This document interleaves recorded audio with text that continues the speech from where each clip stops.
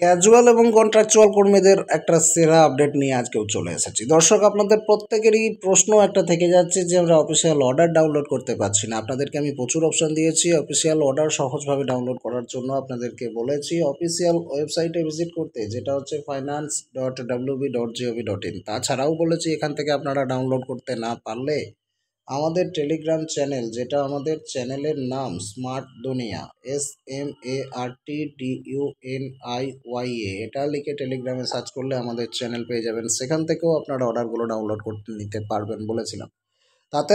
তাতেও অনেকের সমস্যা হচ্ছে, সেজন্য আমি আপনাদেরকে আজকে লাইভ দেখাবো কিভাবে অফিসিয়াল অর্ডার ডাউনলোড করতে হয়। সর্বপ্রথম ভিজিট করবেন অফিসিয়াল ওয়েবসাইট, যেটা ফাইন্যান্স ডিপার্টমেন্টের অফিসিয়াল ওয়েবসাইট, পশ্চিমবঙ্গ সরকারের অফিসিয়াল ওয়েবসাইট। এই ফাইন্যান্স ডিপার্টমেন্টের ওয়েবসাইটে আসার পর আপনারা একটু নিচের দিক থেকে এইখানে যেই অর্ডারটা আমরা আজকে নিয়ে আলোচনা করব সেটা হচ্ছে, আপনাদেরকে আমি দেখিয়ে দিচ্ছি, কন্ট্রাকচুয়াল এবং ক্যাজুয়াল ওয়ার্কারদের জন্য একটা সেরা অর্ডার বার করেছে সরকার, যে অর্ডার নিয়ে আজকে আমরা ডিসকাস করতে চলেছি। দারুণ একটা খবর। যারা কন্ট্রাকচুয়াল বা ক্যাজুয়াল কর্মী আছেন, ভোটের আগে আপনাদেরকে আগে জানিয়েছিলাম অ্যাডক বোনাসের ব্যাপারে, যেটা এখান থেকে আপনারা চাইলে ডাউনলোড করে নিতে পারবেন। দেখুন, এই অর্ডারটা এখান থেকে পেয়ে যাবেন, পাশাপাশি পেয়ে যাবেন আমাদের টেলিগ্রাম চ্যানেল থেকে। তো আজকে আমরা যে অর্ডারটা নিয়ে কথা বলতে চলেছি সেটা হচ্ছে এটাকে আপনারা ডাউনলোড সেকশানে ক্লিক করবেন, অর্ডার ডাউনলোড হয়ে যাবে আপনার ডিভাইসে। অর্ডার ডাউনলোড হয়ে গেলে অর্ডারটা আমরা সরাসরি ওপেন করে আমরা দেখব বিস্তারিত সুখবরটি কী রয়েছে। দর্শক, আমি অর্ডারটিকে ওপেন করে নিচ্ছি, আপনাদের সামনে আজকে লাইভ দেখাচ্ছি, যাতে করে আপনাদের পরবর্তীকালে ডাউনলোড করতে কোনো অসুবিধা না হয়, আর কারো ইরেলিভেন্ট কমেন্ট যেন না চলে আসে। ইরেলিভেন্ট কমেন্ট কি, অনেকে অফিসিয়াল অর্ডার দেখার পরেও বলে কিনা এটা ফেক খবর, ভুয়ো খবর, অমুক খবর তমুক খবর। আদতে তারা বোঝেই না যেখানে ফাইন্যান্স ডিপার্টমেন্টের সিল আছে, অফিসিয়াল সিগনেচার আছে, অফিসিয়াল ওয়েবসাইট থেকে অফিসিয়াল অর্ডার ডাউনলোড করলে সেটা কখনো ফেক হয় না। হ্যাঁ, এটা সত্য যে সমস্ত কন্ট্রাকচুয়াল কর্মী একসাথে বেনিফিটেড হয় না। কোনো অর্ডারে তাকে 9008-এর আন্ডারে যারা আছে তাদেরকে বেনিফিট দিচ্ছে সরকার।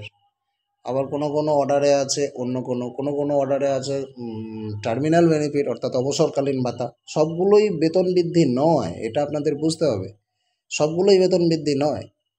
কার কখন কোন ক্যাটাগরির কোন কর্মীদের কীরকম বেনিফিট দিচ্ছে সেগুলো অর্ডারটা পড়লেই পরিষ্কার হয়ে যাবে। তো চলুন, আপনাদেরকে এই অফিসিয়াল অর্ডার, আশা করছি এটাতে আর কেউ ফেক বলবেন না। আমি লাইভ ডাউনলোড করে দেখালাম, এইভাবেই আপনারা ডাউনলোড করবেন, আমি শেখানোর জন্য দেখালাম। তো এই অর্ডারে কী কী সুখবর দিয়েছে আপনাদেরকে আমি দেখাতে চলেছি। বহু লোকের প্রশ্ন আছে, আদতে যারা এসএসকে এমএসকে তাদের কিচ্ছু সুবিধা হয়নি, যারা আশা ওয়ার্কার তাদের কিচ্ছু সুবিধা হয়নি, যারা হোমগার্ড ভলান্টিয়ার তাদের কিচ্ছু সুবিধা হয়নি, তাদেরকেই আমি দেখাতে চলেছি এই অর্ডারটা। মন দিয়ে দেখুন কি সুবিধা হয়েছে না হয়েছে, আমি আপনাদেরকে দেখাচ্ছি, যেটা একদম সত্য খবর, কোনো ভুয়ো খবর নয়, কারণ আমরা অফিসিয়াল সাইট থেকে আপনাদের সামনে লাইভ ডাউনলোড করেছি এই অফিসিয়াল অর্ডার। দেখুন, বলে দেওয়া হচ্ছে different categories of casual or daily rated or contractual worker covered under 9008। এইটা সবসময় মাথায় রাখবেন, যে সমস্ত ক্যাটাগরির ক্যাজুয়াল বা ডেলি রেটেড বা কন্ট্রাকচুয়াল কর্মীরা আছেন 9008-এর আন্ডারে বা 9008-এর আন্ডারে কভার্ড আছেন তাদের জন্য, মানে 9008-এর অর্ডারটা মাথায় রাখবেন 2011 সালে রিলিজ করেছিল, 16/9/2011। এবার বলবেন সবাই কেন বেনিফিট পাচ্ছি না, সবাই কেন বেনিফিট পাচ্ছে না। আপনাকে মেন জায়গাটাই ভাবতে হবে, এইখানে লেখাই আছে যারা 9008-এর আন্ডারে কাভার্ড তাদের জন্য এই ফেসিলিটিটা দিয়েছে সরকার, সবার জন্য নয়। 9008-এর আন্ডারে এই ফেসিলিটি পেতে হলে আপনাকে 2011-র আগের থেকে চাকরিতে জয়েন করতে হবে, তারা ছাড়া আপনি বেনিফিট পাবেন কেমন করে, তাই না? তো আপনাকে ভাবতে হবে যে এই সমস্ত কর্মীদের কথা বলা হয়েছে যারা 9008 অর্ডারের আন্ডারে কাভার্ড অফ ফাইন্যান্স ডিপার্টমেন্ট, যেটা ফাইন্যান্স ডিপার্টমেন্ট রিলিজ করেছিল, and the IT personal ব্রট under অমুক। 9008-এ সেই সমস্ত কন্ট্রাকচুয়াল কর্মীদের কথা বলা হয়েছে, আর যারা আইটি পার্সোনাল তাদের জন্য 9008 নয়, তাদের জন্য এই অর্ডারটা। ঠিক আছে, এটা 2016 সালে রিলিজ হওয়া অর্ডার, দুজনের আলাদা আলাদা অর্ডার। শুধু চুক্তিভিত্তিক কর্মী হলে 9008, আর চুক্তিভিত্তিক আইটি পার্সোনাল হলে 192।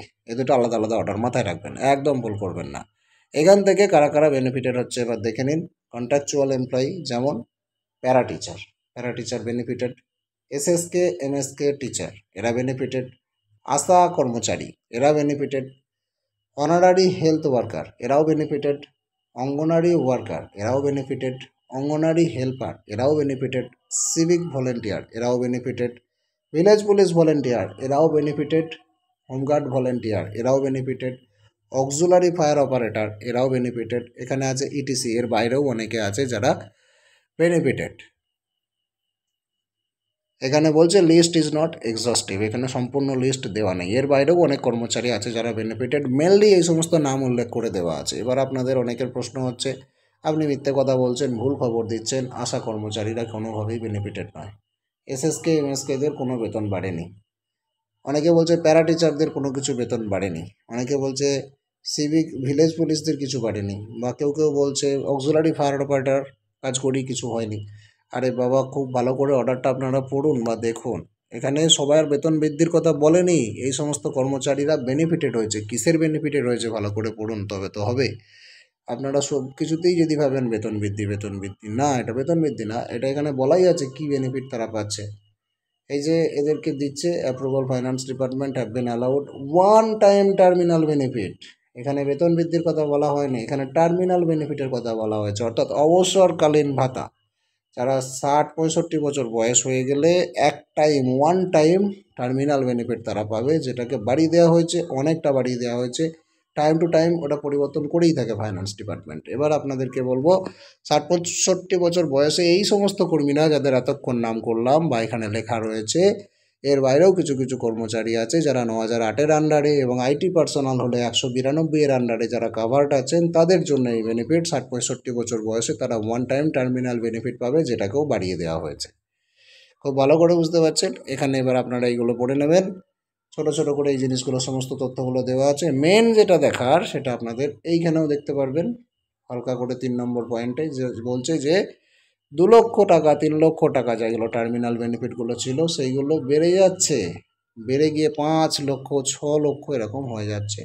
এখানে বলছে 2 থেকে 3 লক্ষ যাদের ছিল তাদের টার্মিনাল বেনিফিট বেড়ে 5 লাখ হয়ে গেল, will be enhance to 5 lakh, 5 লক্ষ টাকা বেড়ে হচ্ছে। তার মানে টার্মিনাল বেনিফিটটা কিন্তু বেড়ে 5 লক্ষ টাকা হয়েছে, দেখতে পাচ্ছেন। আর আপনারা এখানে আমরা সম্পূর্ণ পিডিএফটা দেখে নিলাম, তার সঙ্গে সঙ্গে এখানে দেখতে পারবেন যে 1219-এর অর্ডারটা কাকে কাকে ফরওয়ার্ড করা হয়েছে, সমস্ত সরকারি বড় বড় অফিসারকে দেওয়া হয়েছে। আশা করছি বুঝতে পেরেছেন কারা বেনিফিটেড নয়, আর কারা পাচ্ছে কারা পাচ্ছে না।